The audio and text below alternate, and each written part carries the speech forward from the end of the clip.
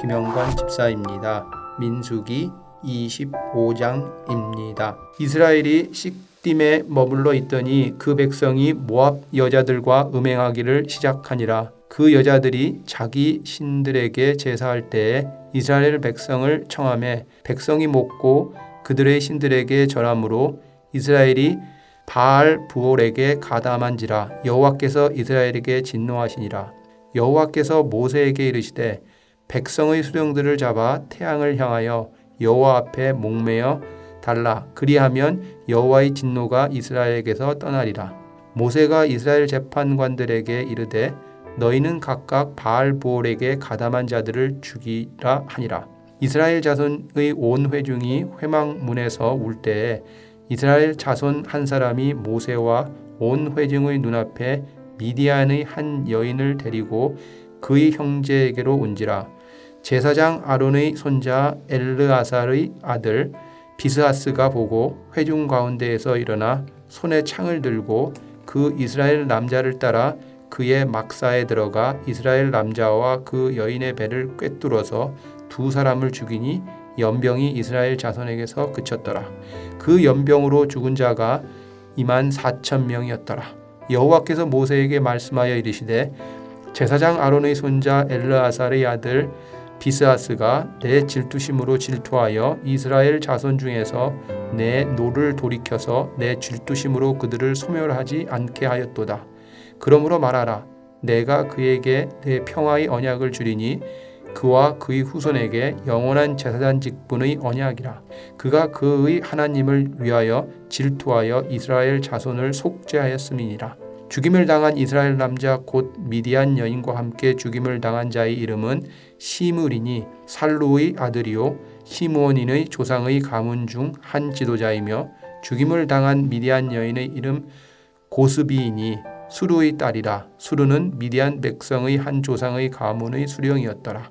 여호와께서 모세에게 말씀하여 이르시되 미디안인들을 대적하여 그들을 치라. 이는 그들이 속임수로 너희를 대적하되 부올의 일과 미디안 지휘관의 딸 곧 부올의 일로 연병이 일어날 죽임을 당한 그들의 자매 고스비의 사건으로 너희를 유혹하였음이니라.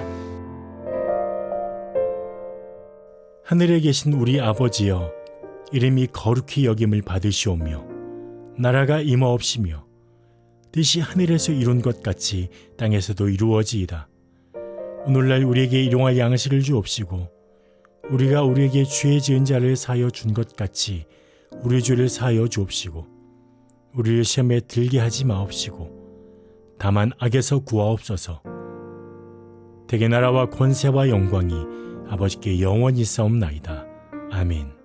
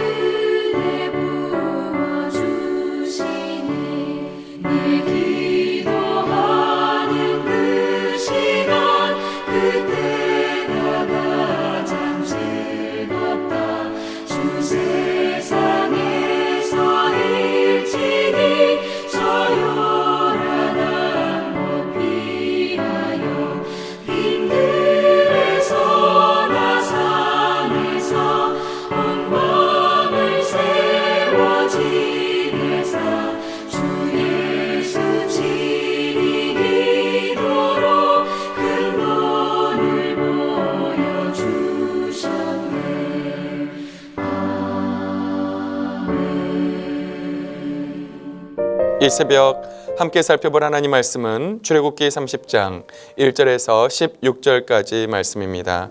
제가 6절에서 10절까지만 봉독해 드리겠습니다. 그 제단을 증거계 위 속죄소 맞은편 곧 증거계 앞에 있는 휘장 밖에 두라. 그 속죄소는 내가 너와 만날 곳이며 아론이 아침마다 그 위에 향기로운 향을 사르되 등불을 손질할 때에 살을 찌며 또 저녁 때 등불을 켤 때에 살을 찌니 이 향은 너희가 대대로 여호와 앞에 끊지 못할지며 너희는 그 위에 다른 향을 사르지 말며 번제나 소제를 드리지 말며 전제의 술을 붓지 말며 아론이 1년에 한 번씩 이 향단불을 위하여 속죄하되 속죄제의 피로 1년에 한 번씩 대대로 속죄할지니라. 이 제단은 여호와께 지극히 거룩하니라.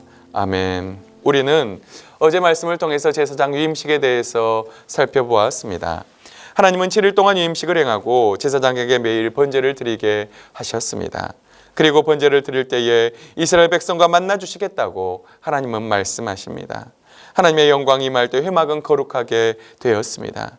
그리고 하나님은 이스라엘을 자신의 백성으로 택하시고 그들과 함께 거하려고 그들을 애굽 땅에서 인도하여 내셨다고 말씀하십니다. 하나님은 예배를 통해서 기도를 통해서 우리를 만나기를 원하십니다. 우리와 대화하기를 원하십니다. 이를 위하여 하나님은 우리를 부르셨고 우리를 거룩하게 하셨습니다. 오늘 말씀은 분향단과 속전에 관한 말씀입니다. 하나님은 모세에게 분향단을 만들라고 하셨습니다. 조각목으로 길이와 너비는 1규빗, 높이는 2규빗으로 만들라고 하셨습니다. 그리고 제단 사면에 뿔을 만들어 그것을 금으로 싸게 하셨습니다. 또한 제단 아래에는 채를 꿰 고리 2를 만들라고 하셨습니다. 그리고 그 고리에 채를 꿰게 하셨습니다. 이렇게 분향단을 만들어 하나님은 속죄소 맞은편 증거계 앞에 있는 휘장 밖에 두라고 말씀하십니다. 지성소로 들어가기 바로 앞에 분향단이 위치하고 있었습니다. 그리고 아론은 아침마다 그 위에 향을 살아야 했습니다. 그 등불을 손질할 때마다 향을 살라야 했습니다. 그리고 저녁에 등불을 켤 때에도 향을 살라야 했습니다. 그리고 그 향을 대대로 끊지 못하게 하셨습니다. 사랑하는 성도 여러분, 이 분향단이 상징하는 것이 무엇일까요? 분향단은 바로 성도들의 기도를 상징합니다. 하나님은 성막의 여러 가지 기구들에 대해서 말씀하시고 이 기구들을 만들라고 말씀하십니다. 그런데 이 모든 기구에는 영적인 의미가 있습니다. 바로 이 분향단은 성도들의 기도를 상징합니다. 제사장이 향단에 매일 아침 저녁으로 등불을 손질하며 향을 사르는 것, 바로 이것은 성도들의 기도를 상징합니다. 시편 141편 1절 2절은 이렇게 말씀합니다. 여호와여, 내가 주를 불렀사오니 속히 내게 오시옵소서. 내가 주께 부르짖을 때에 내 음성에 귀를 기울이소서. 나의 기도가 주의 앞에 분향함같이 되며 나의 손드는 것이 저녁 제사같이 되게 하소서.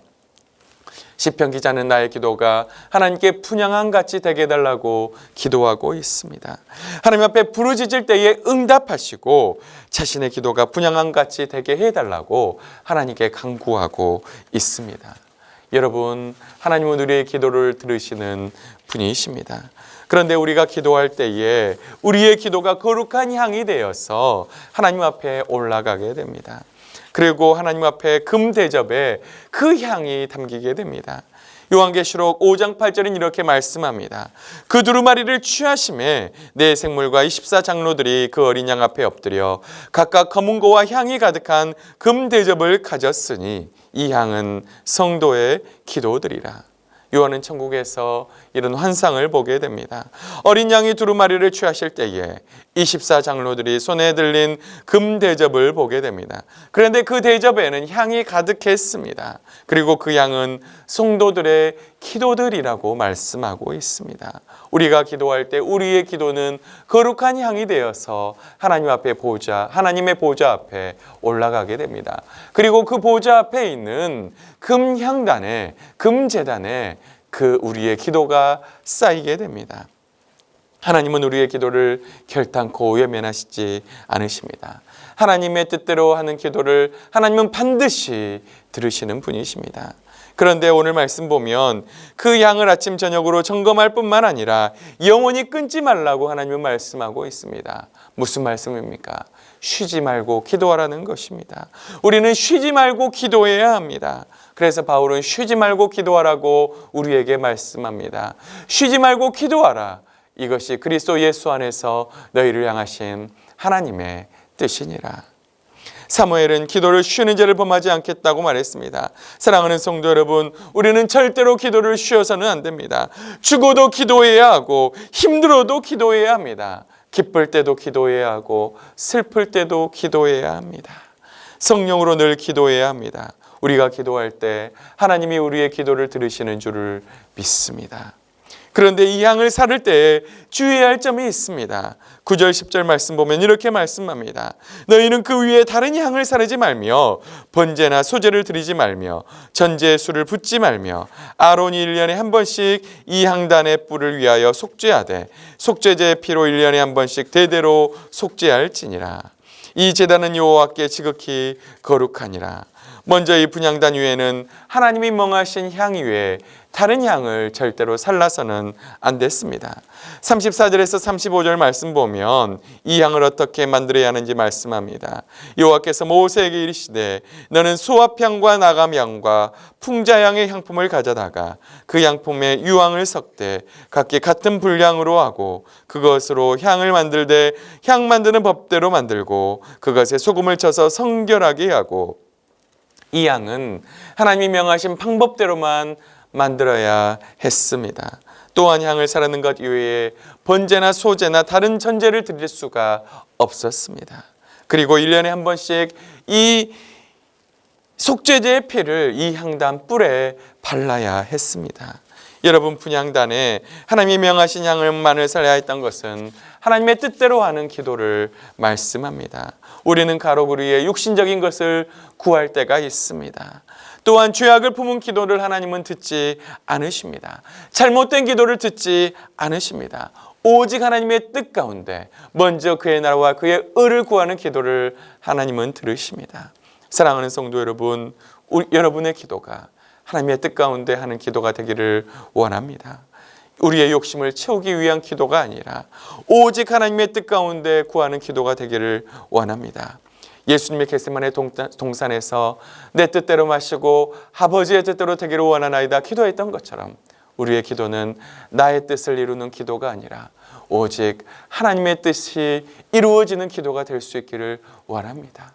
여러분의 기도를 통해서 하나님의 뜻이 이루어질 수 있기를 원합니다. 또한 아론은 향단불을 위하여 1년에 한 번씩 대대로 속죄해야 했습니다. 무슨 말입니까? 이것은 우리가 오직 예수 그리스도의 보혈을 의지해서 그 보혈의 공로를 의지해서 하나님 앞에 나아갈 수 있다고 하는 말씀입니다. 우리가 하나님 앞에 기도할 때에 우리는 오직 예수 그리스도의 보혈을 의지해야 합니다. 우리를 죄를 위해서 대신 죽으신 그 예수 그리스도의 보혈을 의지해서 우리는 하나님 앞에 나아가야 합니다. 11절에서 16절 말씀 보면 하나님은 또한 속전에 대해서 말씀하고 있습니다. 모세에게 각 사람의 회막 봉사에 쓸 속전을 내라고 하나님은 명령하십니다. 모든 사람은 성소의 세겔로 반세겔을 내야만 했습니다. 개수된 모든 사람, 고지 10세 이상 된 남자는 하나님께 반세겔의 성전세를 내야 했습니다. 부자라고 덜 내지 말고 가난한 자라고 덜 내지 말라고 말씀하셨습니다. 속전은 히브리어로 코페르입니다. 여러분, 이 코페르는 덮다, 가리다, 보상하다라는 그런 뜻이 있습니다. 여러분, 속전의 기원은 이스라엘 백성들이 출애굽의 노예로 있을 때에 하나님이 내리신 10번째 재앙을 넘어가게 함에 있습니다. 하나님은 애굽의 모든 첫 번째 것의 생명을 거두어 가셨습니다. 하지만 문설주에 어린 양의 피를 바른 이스라엘 백성들을 하나님은 넘어가셨습니다. 그들의 생명을 살라 주셨습니다. 그래서 그들의 생명이 하나님께 있음을 하나님은 말씀해 주셨습니다. 여러분, 이 속전으로 하나님은 성막의 기구들을 만들게 하셨습니다. 출애굽기 38장 30절 31절 말씀입니다. 이것으로 회막문 기둥 받침과 노체단과 노크물과 제단의 모든 기구를 만들었으며 뜰 주위의 기둥받침과 그 휘장문의 기둥받침이며 성막의 모든 말뚝과 뜰 주위의 모든 말뚝을 만들었더라. 하나님께 드린 속전은 놋으로 사용된 모든 기구를 만들었습니다. 성막에 있는 모든 놋으로 된 기구를 만들었습니다.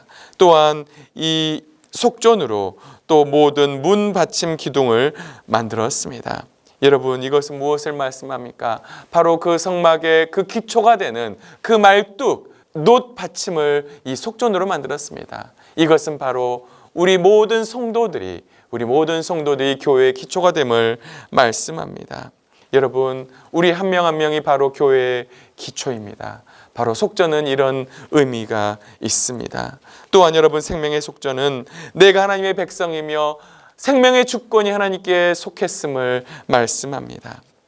하나님의 백성들은 누구든지 하나님께서 자신의 생명을 보존해 주심에 감사하며 그 구원의 은혜를 인정하는 감사의 표시인 생명의 속전을 드려야 했습니다.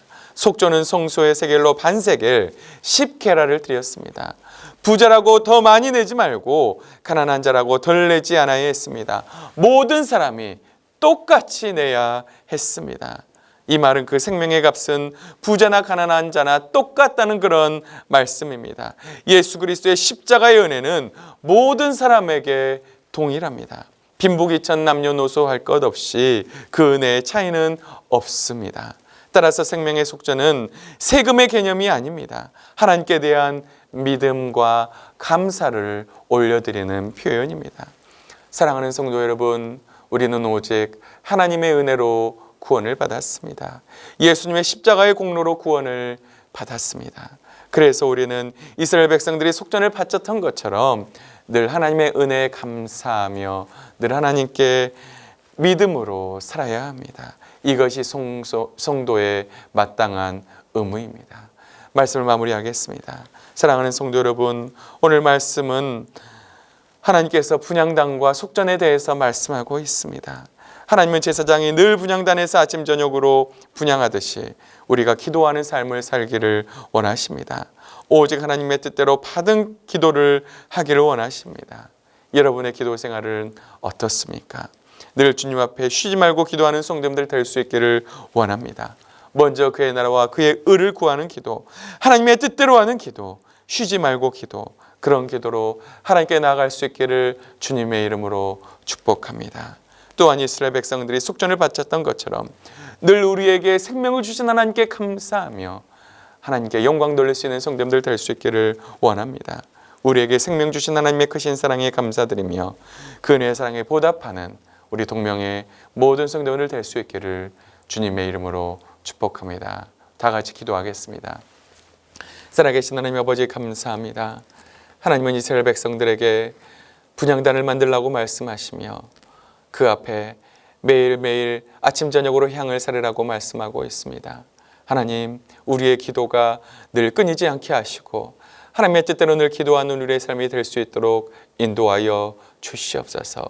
쉬지 말고 기도하며 먼저 그의 나라와 그의 의를 구할 수 있는 믿음의 기도를 드릴 수 있도록 인도하여 주시옵소서.